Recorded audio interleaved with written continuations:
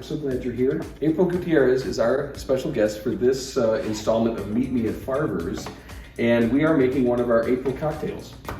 And we're going to call it the April because your name is April, and we're featuring it in April.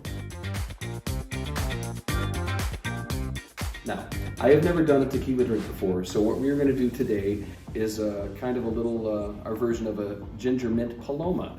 So a paloma is a tequila drink, and historically it's made with grapefruit soda or grapefruit juice and some other things. So we'll be using grapefruit juice and some ginger syrup and mint all muddled together with a little soda on top. So I think it'll be a tasty drink. Sounds delightful. We have got our 2-drink shaker. We are going to put a liberal amount of mint in here. I have pre-measured the ginger infused simple syrup. All right. So I am going to give you this muddler. Great. And you just crunch all that stuff up in there. I want to know what your attraction is to being on the board at the Croswell. You're a new board member, and I know you're excited about it, and I know you love the place, but is there anything specific? Did you enjoy being in the audience as a kid? Did you do a lot of plays when you were growing up?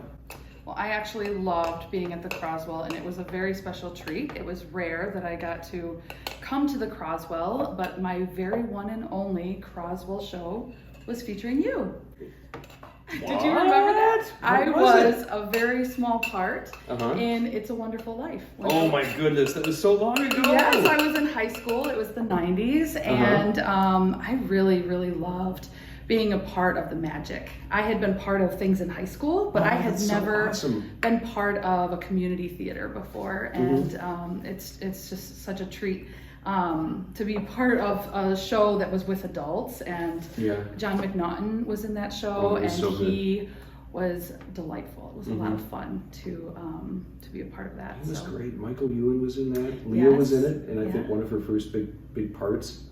Yeah, that was great. That was so long ago. All right. So we are going to add some ice into this shaker. All right. And I want you to do me a favor. Yes. And in this shaker, using this jigger, 3, maybe 4 ounces of Cuervo Silver, which is the tequila we'll be using. But I am really excited. I lived in Chicago for a number of years when the renovations were happening, and so my husband and I would try and get here as often as we could and come with our families.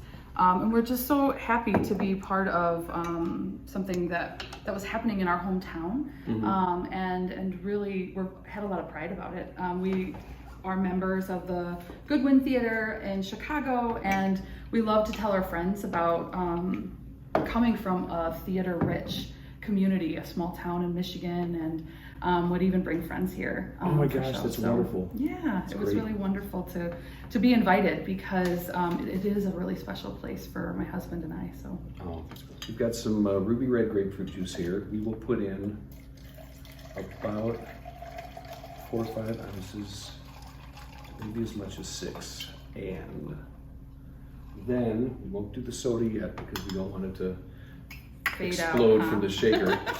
All right. So keep your finger on the top and give that lots of vigorous shaking. Okay. Now it froze Leah's fingers and made them fall off. That's not quite easy. It's pretty gold. So while you're doing that, I'm going to put some ice in our rocks glasses. Okay. Yeah. Okay. So we're going to pour now. I love that color.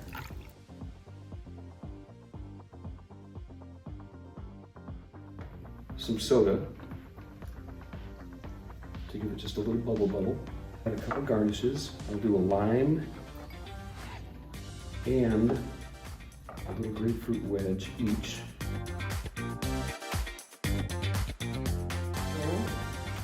A toast to you joining the board and coming back home. Thank you. All right. Cheers. That's really good. Yeah. Yes. How can you go wrong with tequila and a little grapefruit? Right, and a little mint and ginger to make it a little interesting. I like it. That's right. What is the weirdest thing you've Googled during this pandemic?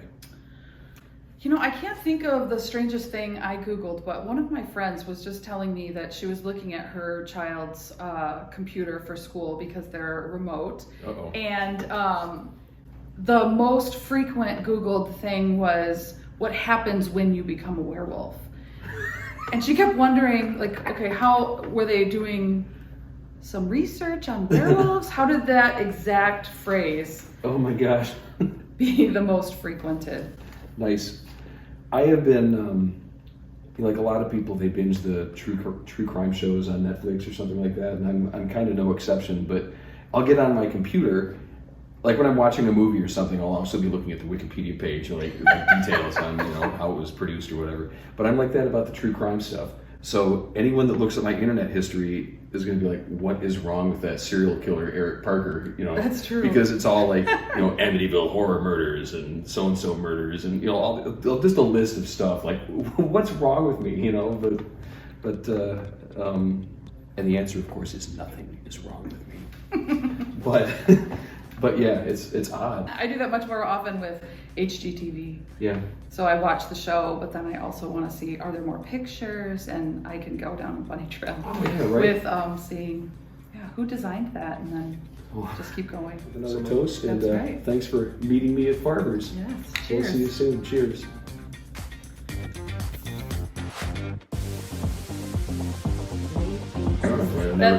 Glad I never picked my nose or took my pants off. You're not recording this, are you?